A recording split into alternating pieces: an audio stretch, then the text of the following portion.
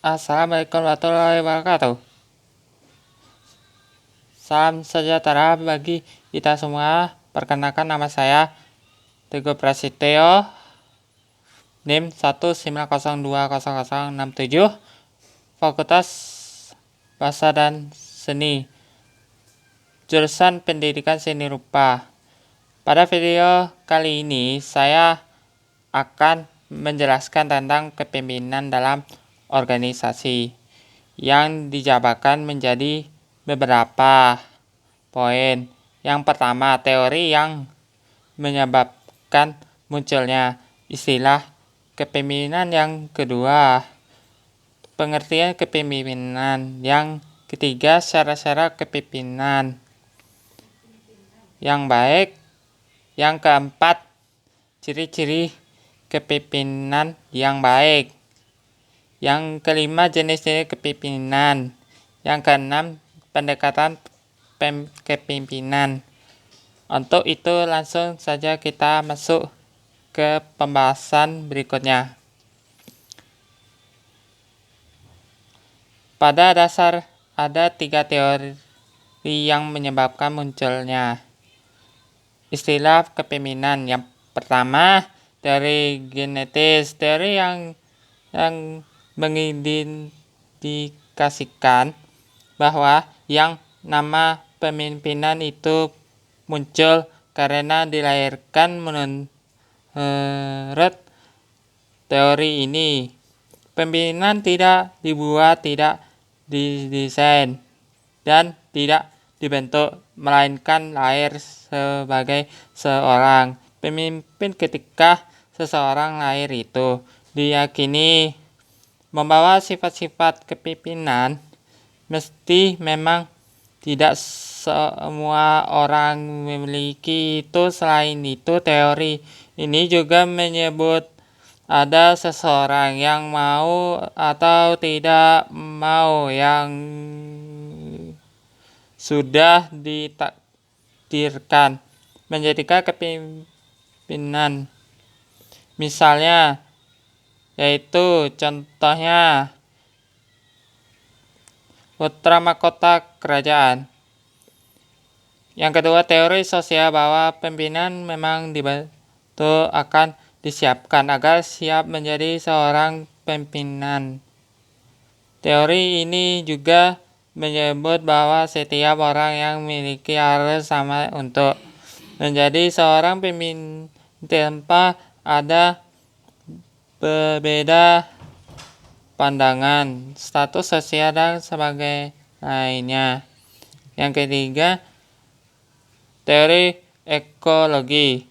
Ada kombinasi dari kedua teori tadi yang mengindikasikan bahwa teori ekologi muncul sebagai reaksi dari teori genetis dan teori sosial.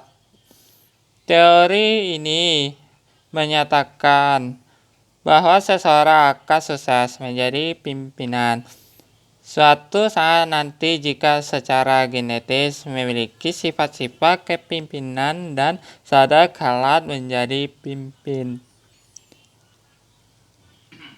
Dengan menambahkan skill, wawasan, dan kemampuan.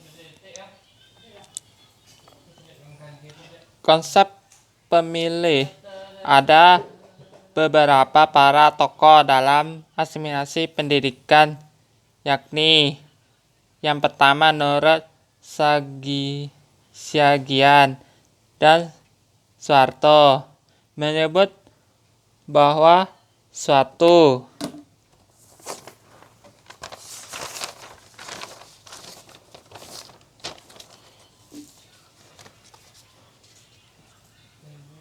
rangkaian kegiatan penataan merupakan berupa kemampuan mempengaruhi perilaku orang lain dalam satu situasi tertentu agar mereka mau bekerja sama untuk mencapai tujuan yang ditetapkan. Yang kedua, Menurut Terry dan Frank Klingchimal, kepemimpinan pada prinsipnya terkait dengan hubungan yang erat pada diri sendiri seseorang atau pimpin dalam rangka memimpin dalam rangka mempengaruhi orang-orang yang dipimpin untuk bekerja sama secara sadar dalam hubungan tugas untuk mencapai tujuan yang diharapkan. Sedangkan Klingchimal mengatakan bahwa kepemimpinan adalah suatu kemampuan yang membuat orang-orang bertindak sesuai dengan orang yang bersangkutan sehingga dapat disimpulkan. Pengertian kepemimpinan. Kepemimpinan adalah skill atau kemampuan seseorang dalam mempengaruhi orang lain yang dipimpin agar mau melakukan apa yang diinginkan dalam konteks pekerjaan untuk mencapai tujuan organisasi. Syarat dan seorang pemimpin. Syarat-syarat yang harus dipenuhi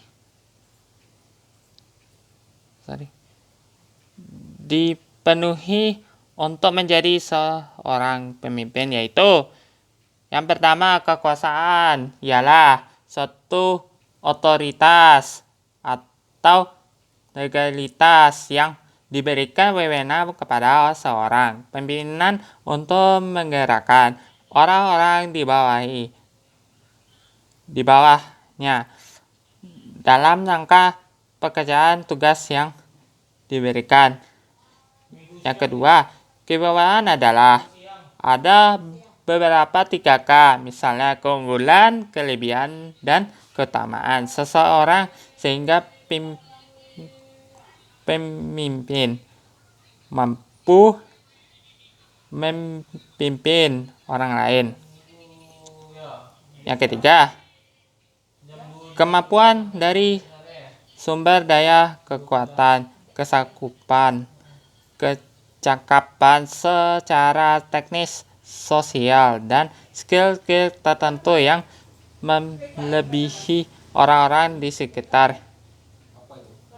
Ciri-ciri kepemimpinan yang baik. Ada satu titik yang dianggap sebagai indikasi bahwa seseorang memiliki sifat kepemimpinan yang baik ditangkap menjadi 3 hal.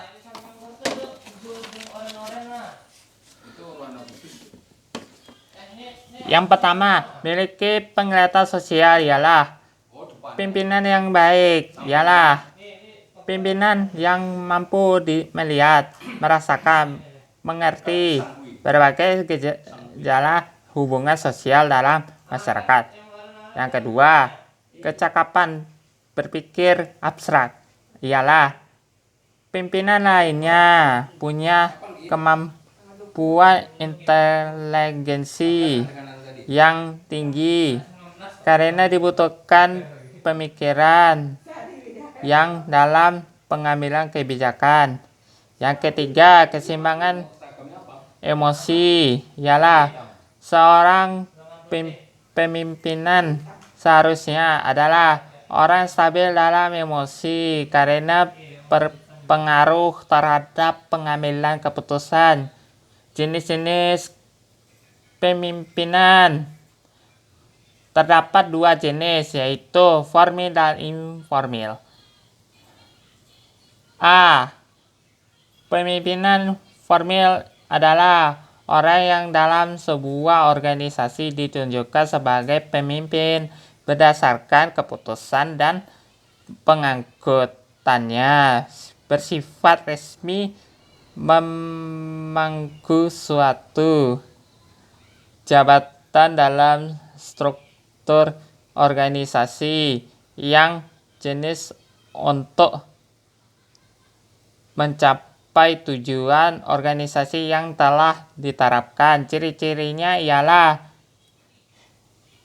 ditunjukkan oleh yang berwenang, memperoleh dukungan dari organisasi formil, memiliki atasan, harus memenuhi persyaratan formil. B.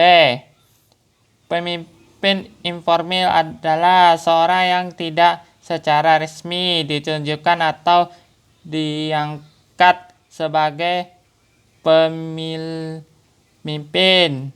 Ini adalah suatu bentuk format kan yang biasanya diberikan. Ciri-cirinya ialah masyarakat mengakui sebagai pemimpin, pengangkatan tidak secara resmi, kepemimpinan yang didapat tidak bisa dimutasikan, tidak ada atasan, tidak ada garis kewenangan yang menurut, tidak ada sanksi hukum. Kekurangan dari pemimpin jenis ini ialah bisa kehilangan. Yang kedua, tidak dapat balasan jasa apapun masyarakat kepada dan pemimpin seringkali dianggap sama, padahal kedua istilah ialah mengindikasikan konteks yang berbeda kepada ada seseorang.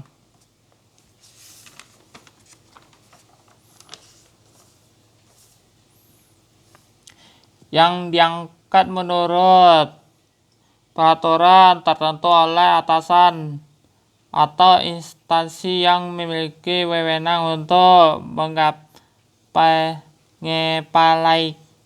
suatu jabatan atau kantor yang bertanggung jawab terhadap tugas yang dibebankan kepada bawahan, memiliki perintah dan bertindak sebagai penguasa. Seseorang kepala harus bekerja dengan sangat baik, meyakinkan anak buahnya agar mau menerima apa yang diminta, sedangkan pimpinan adalah seseorang yang dipimpin oleh kelompoknya karena memiliki kelebihan tertentu di bidang bandingkan dengan yang lain, diberikan tugas untuk memimpin baik orang dalam mencapai tujuan yang telah ditetapkan oleh lembaga itu. Dalam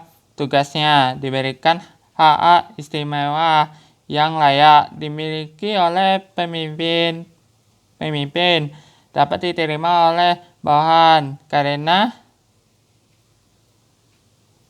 yang memilih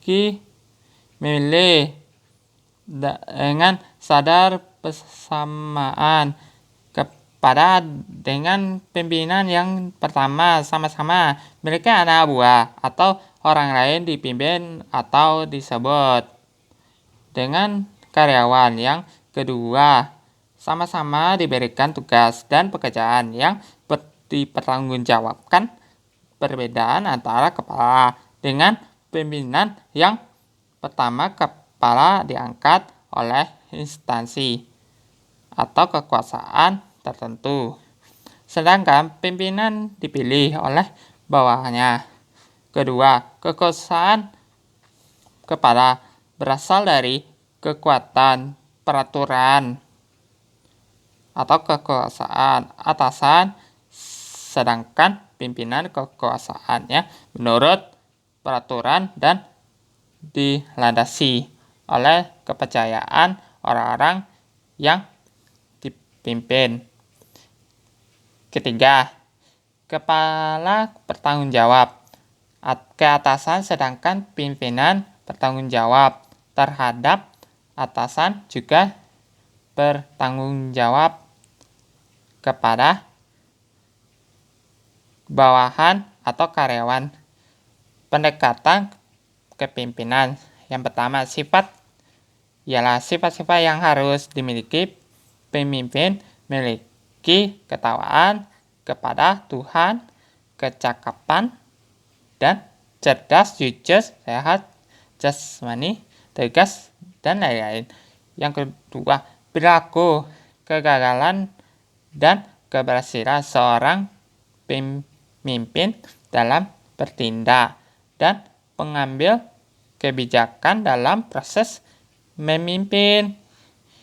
Yang ketiga, kontingensi ialah untuk mengurusi organisasi dapat dilakukan dengan paralel tunggal untuk segala situasi. Yang keempat,